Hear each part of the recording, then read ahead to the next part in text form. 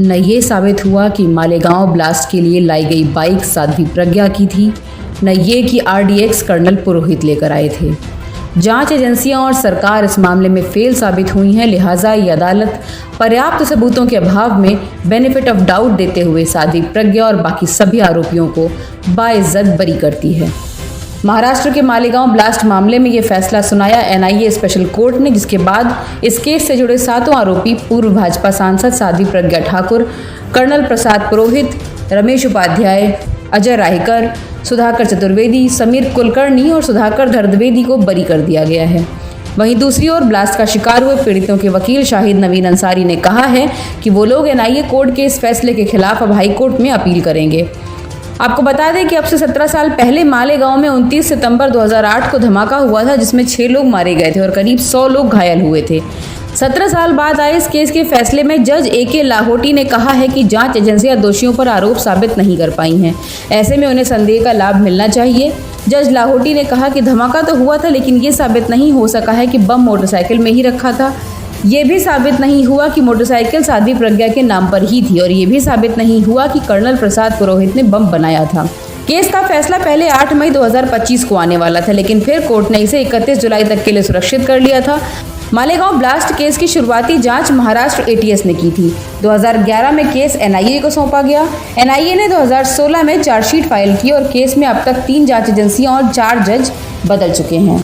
मेरे जो इंचार्ज थे मोहन भागवत के बारे में या मेरे तपास के बारे में, वो परमवीर सिंह और उससे भी हायर अथॉरिटी जो थे उनका आदेश था और उनके आदेश के मुताबिक मेरे को महाराष्ट्र में से 10 कर्मचारी मेरे मदद के लिए दिए गए थे।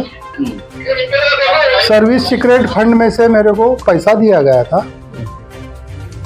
एटीएस की तरफ से ऑफिशियल मेरे को रिवॉल्वर दिया गया था और जो भी जाने आने के लिए वारंट जो रहते वो भी दिया गया था। इस तपास के अंदर मैं इंदौर, अजमेर,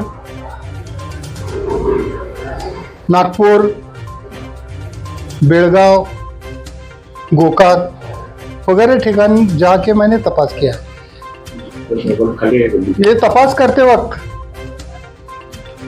उन्होंने जो आदेश दिया था मोहन भागवत जी के बारे में, वरिष्ठ अधिकारी थे वो, मोहन तुम्हारे परमवीर सिंह के अलावा और वरिष्ठ अधिकारी थे। उनका कहना ऐसा था कि पहले जाके मोहन भागवत को मिलके क्या तो उनका डिस्कशन हुआ है, अब तुम जाके उनको उठा के लाओ, ऐसा आदेश था। वो भयानक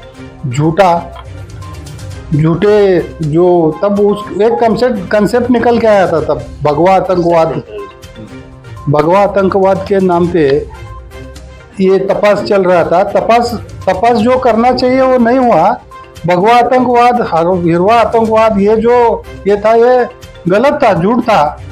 और इतने बड़े आदमी को लाने के लिए मेरे पे जवाबदारी डाले थे, तो मेरे झूठ करने की मेरी कैपेसिटी नहीं है। मेरे को धाड़सी बोल के लिए थे उन्होंने, धाड़स से काम करेंगे, ये बहुत टेरर है, अमुक है, ऐसे इससे करे थे।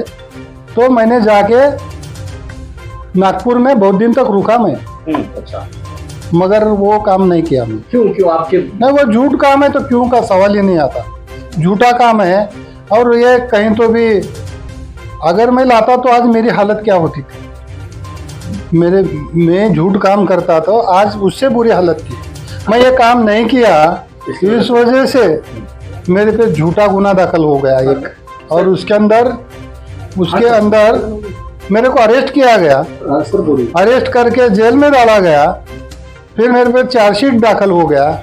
फिर मैं जितने मेरे पास एविडेंस थे और मेरा जो कहना है, मेरा एफिडेविट है, वो मैंने यहाँ के कोर्ट में पेश किया। मैं निर्दोष छूटा उसमें से। अभी निर्दोष छूट के 10 साल हो गए मेरे को। जब मैं निर्दोष छूटा तो वो डॉक्यूमेंट, जो भी रिकॉर्ड पे डॉक्यूमेंट है, वो पूरे डॉक्यूमेंट एनआईए के कोर्ट में चले गए और वहाँ पे भी इसका ये जो वर्डिक्ट आया उसके अंदर ये डॉक्यूमेंट पेश किया गया था।